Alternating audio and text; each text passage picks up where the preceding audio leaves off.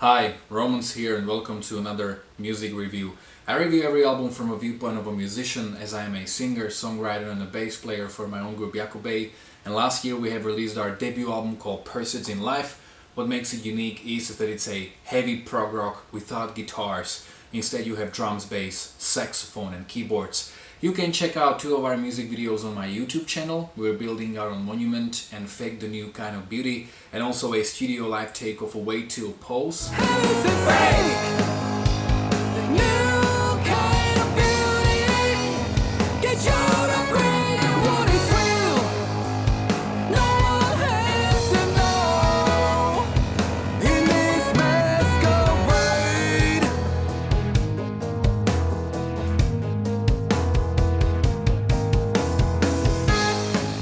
In the description of all these videos you will find all the information about where is the record available. It's available on all digital platforms like Spotify, Tidal, Deezer, iTunes, Amazon, Bandcamp, but also in this digipack version of a CD with a very beautifully illustrated 20 pages long booklet. So in case you want one, all you need to do is contact me by an email, on Facebook or on Instagram, or you can get one through Bandcamp.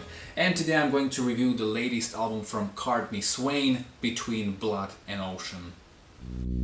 Music review. Music review.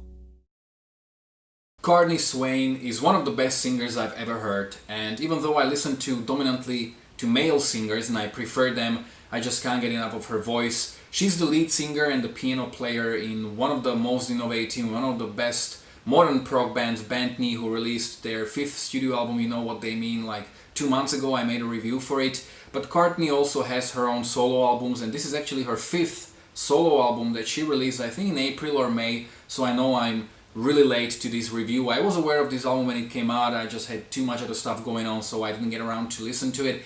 But I wouldn't be at peace if I didn't make a review for it, so I've heard it 8 times as of now, so let's look at it. The album opens up with the track Uranium City, which is very minimalistic in terms of the production and the sounds, and this is kind of the common feature of the whole album, and I really like it for it.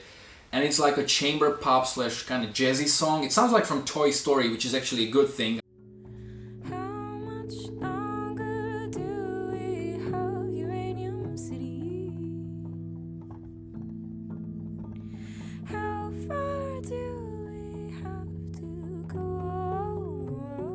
And I kind of imagine this lazy afternoon just watching the sunset. This is kind of the picture I have in mind when listening to this track. The second track, Sweet Snow, that she shot a music video for, is kind of ambient track. It reminds me to a certain degree of Lunatic Soul, the side project of Mariáš Duda from Riverside. There's a very nice melody in chorus, I think it's a chorus.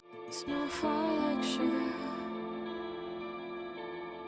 White out our vision so we can see it's closest to us. The song gets a little more intense towards the end. A big change of pace comes with the third track called I'd Kill, which is like this up-tempo rock song, kind of reminiscent of Band Knee. Like, what did you do that I didn't do to deserve? Meaning in this crowded swamp. I wanna go home every night trying to believe. All alone, maybe I'm better off. I expected the song to have a sort of a climax somewhere during its running time, but it actually maintains that tense atmosphere, and there's also a pretty cool guitar solo. Don't Look at Me continues in a similar vibe. It's like this electronic, experimental, noisy rock track, and I think that the chorus is really very cool.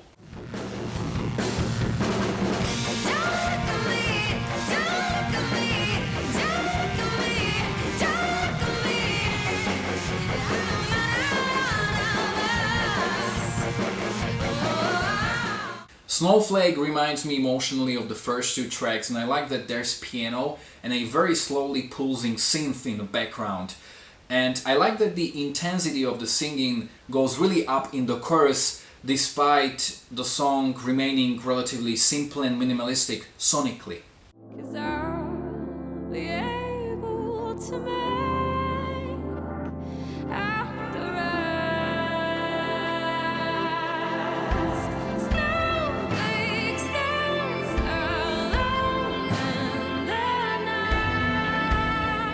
Silver Needle of Pine starts with a piano mixed with a lot of silence, and this is one of the things that I've noticed about his album. It makes a great use of silence, and from a songwriting point of view it's really a fresh approach, and I think it really works like a charm. You felt her skin turn white. Then we hear this groove mixed with electronics, kind of leading us into indie waters in the chorus.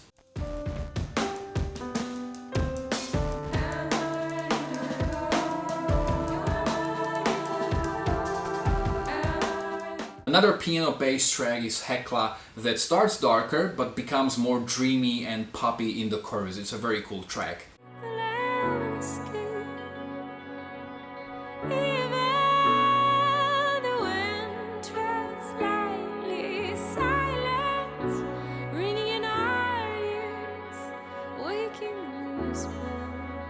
Black Sheep is a very solid, up-tempo, groovy rock song.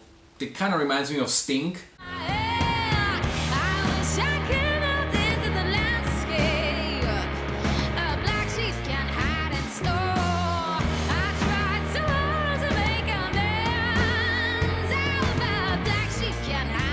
I like how in the song White Trees she plays with the autotune on her vocals, which makes for a different vocal performance and also pushes the song into a different territory from anything we've heard so far. This is kind of like an electronic pop rock song that reminds me of what 30 Seconds to Mars are probably going for with their last two albums, but they are not succeeding in the same way.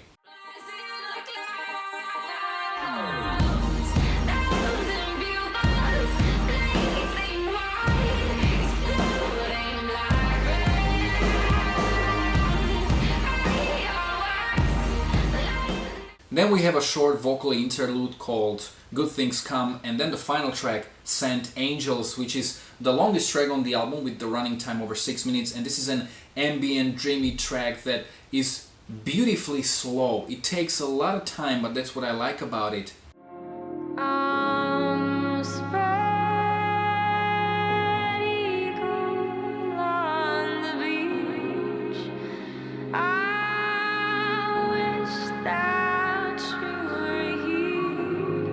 It creates this picture of being in the mountains, watching the sunset, feeling the wind on your face. It's a very imaginative track. I was really very impressed with this album, and I think it proves that Courtney Swain is probably one of the lead songwriters in Bent Knee, probably with Ben Levin.